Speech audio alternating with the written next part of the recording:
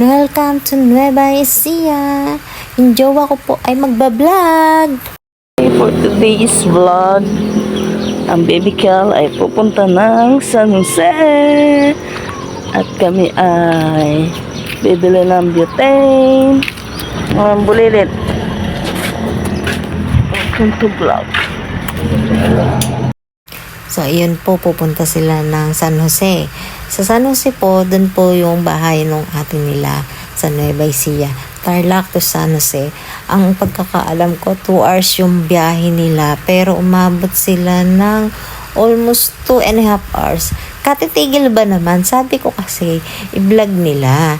Tapos, ang sabi ko, kuha mo lang ng mais. Kasi kukuha sila doon ng mais, tapos bebenta sa Tarlac. Kasi bagong ani doon. Aba naman, tinigil yung sasakyan. At para makapablog nga naman.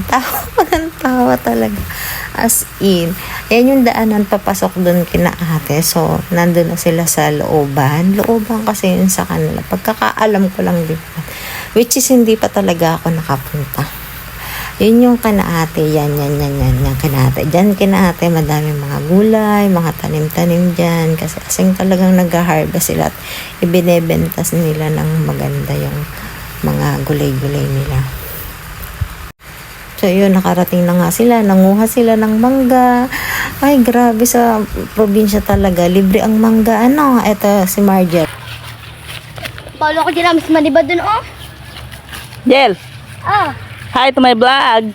sundat ebe. Yun yung pamangkin niya, nakakatuwa. So, Yan, nakapamili na sila. So, ang dami na nilang pinamiling gulay. Siyempre, pag pumunta talaga doon, kailangan madami may uuwi. Para sulit naman yung pamasahe. So, iro-rolling din niya yan. Ibebenta dun sa ano. Yan ang, dumaan lang sila sa ano. Habang nabiyahe sila, may nakuha silang pakwan. Yung pakwan na yan, napakamura. 3.50 lang ang bentahan nila. So, ayan, ang dami na namin mga gulay. Mayroong mga kamote. May sili pa. Tapos may repolyo. Yung isang katerabang mais na mga Kaya bumili na kayo. So, din na natatapos ang pasyal nila sa Nueva Ecija. Okay, bye! May good news ako mga ka-baby ko. Dahil mabait ako at mabait kayo. Sa lahat ng magla-like at mag-share ng page ko, tapos sa lahat ng mga mag-share ng mga videos ko, every week may mananalo na 100 pesos through GCash. Iyon ay ilalive natin sa weekend. Tuwing weekend magla-live tayo. Kailangan lahat ng videos ko this weekend na-share na. Then doon ako mamimili. Pag na-share nyo ng these 7 days, na-share nyo lahat ng videos ko, doon ako mamimili kung sino bibigyan ko ng 100 pesos through GCash. Kaya naman, share na, then like. Thank you sa support. Okay, bye.